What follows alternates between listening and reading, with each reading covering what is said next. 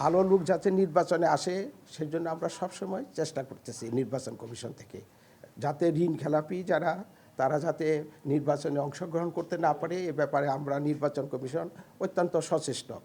গত আপনি যে প্রশ্নটা করেছেন, দেখা গেল যে ঋণ খেলাপি সুপ্রিম কোর্টের একটা রায় আছে যেটা 41 DLR-এ, সেখানে বলা হয়েছে যে ঋণ খেলাপি যারা গ্যারান্টর যদি হয় তো গ্যারান্টর নির্বাচন করতে তার কোনো বাধা নেই, তিনি লোন দিতে বাধ্য, লোনের ব্যাপারে তিনি বাধ্য, কিন্তু ঋণ খেলাপি এর ব্যাপারে নির্বাচনে অংশগ্রহণ করে গ্যারান্টরের পারবে। তো এখানে দেখা গেল যে অধিকাংশ লোক আসছে গ্যারান্টর এবং কাজে যাদেরকে গ্যারান্টর আমরা সুপ্রিম কোর্টের ওই রুলিংটা দেখে তাদেরকে আমরা বলেছি, তাদেরকে বৈধ করেছি। তবে এই ব্যাপারে আমি নিজে ব্যক্তিগত যদি আমাকে জিজ্ঞেস করেন এ ব্যাপারে কোনো ল পরিবর্তন করা যায় কি না সেটাও আমরা চিন্তা ভাবনা করব। হ্যাঁ, লয়ের জন্য আমি ব্যক্তিগতভাবে মনে করি কমিশন সবাই যদি রাজি হয় এই বিষয়টা যাতে বেশি অঙ্কের ঋণ খেলাপি যদি গ্যারান্টর যদি ঋণটার পরিমাণ যদি পরিমিত হয় একটা অঙ্কের, তাহলে তাকে নির্বাচনের সুযোগ দেওয়া যেতে পারে, কিন্তু সেটা যদি বহু টাকার হয় তাহলে তাকে নির্বাচনে যাতে অংশগ্রহণ করতে না পারে সে ব্যাপারে আমার মনে হয় যে কমিশন থেকে একটা অভিমত বা একটা সুপারিশ যেতে পারে। স্যার, কিন্তু গ্যারান্টর তো একটা সময় পরে ঋণ খেলাপি হয়ে যায়, এটা তো না। এখন দেখেন ঋণ খেলাপিটা ঋণের অর্থাৎ উনি his liable to pay the loan, কিন্তু উনি প্রার্থী হইতে কোনো বাধা নাই। সুপ্রিম কোর্টে সেখানে ডক্টর কামাল হোসেন থেকে শুরু করে SR পাল থেকে বড় বড় উকিলরা সেখানে নিয়োজিত ছিলেন, তারা বলতেছেন যে উনি যদি ব্যক্তিগতভাবে লোনই না হয়ে থাকে, ব্যক্তিগতভাবে যদি ঋণ না নিয়ে থাকে, শুধুমাত্র অন্যের ঋণের উনি গ্যারান্টর হয়, তাহলে সেই গ্যারান্টর নির্বাচন করতে কোনো বাধা নেই। এই কেসটা দিয়েছিল কিন্তু তখন ইউনিয়ন পরিষদের চেয়ারম্যানের ব্যাপারে।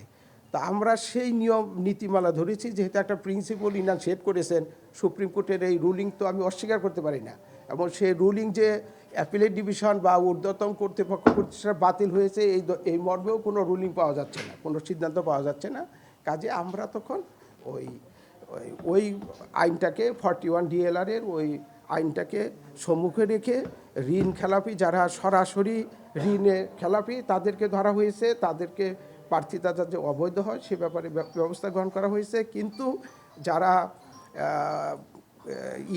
গ্যারান্টরের ব্যাপারে আমরা ওই আইন দিয়ে তাদেরকে বৈধ ঘোষণা করেছি, এবং বেশিরভাগ কিন্তু ঋণ খেলাপি ওর মধ্যেই চলে গেছে।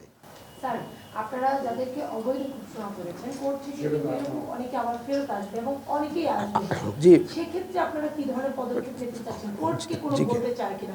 না, কোর্টের আদেশ আমরা সবসময় সম্মান করব।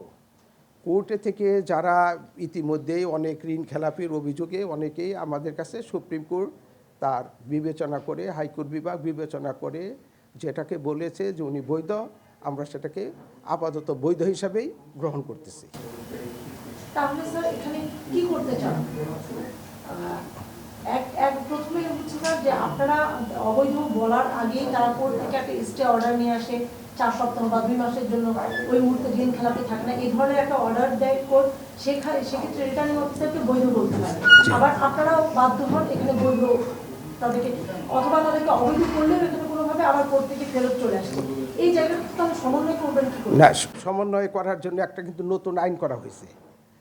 নিয়মটা হচ্ছে যখন নির্বাচন আসে দেখা যায় যারা ঋণ খেলাপি তারা ওই ব্যাংকের সাথে যোগাযোগ করে একটা রিশিডিউল করে, কিন্তু রিশিডিউল অনুযায়ী উনি পাসও করেন, পরবর্তীকালে রিশিডিউল অনুযায়ী বা পুনঃতফসিল অনুযায়ী উনি আর কোনো টাকা পয়সা দেন না।